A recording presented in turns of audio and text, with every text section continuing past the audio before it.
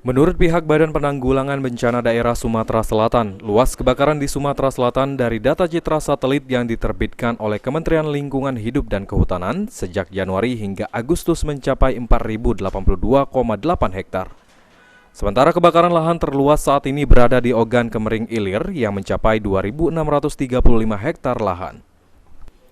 Ansori, Kepala Bidang Penanganan Kedaruratan BPBD Sumatera Selatan mengatakan, upaya BPBD saat ini untuk mengantisipasi kebakaran yang semakin meluas. Selain itu, BPBD sudah melakukan rapat bersama pihak terkait dari laporan BMKG bahwa pada tanggal 16 hingga tanggal 20 September, di wilayah Sumatera Selatan memiliki potensi awan hujan yang cukup besar, sehingga ada kemungkinan akan dilakukan operasi TMC.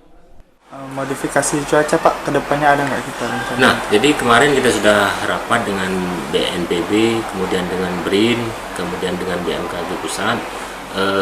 Berdasarkan informasi dari BMKG bahwa di tanggal 16 sampai tanggal 20 di wilayah Sumatera Selatan ini ada potensi awan yang cukup potensial. Artinya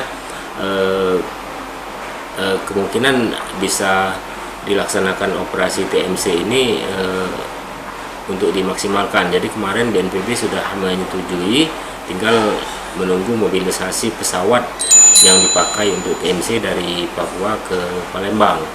Mudah-mudahan dalam waktu dekat, hari ini atau besok ini sudah datang dan bisa operasi untuk mengoptimalkan potensi awan hujan yang ada tersebut.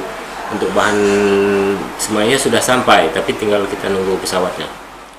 Ansori menambahkan untuk modifikasi cuaca sendiri tidak ada daerah yang dikhususkan, namun dirinya berharap TMC bisa optimal di Kabupaten Ogan Ilir dan Ogan Kemering Ilir. Eki Saputra, PAL TV.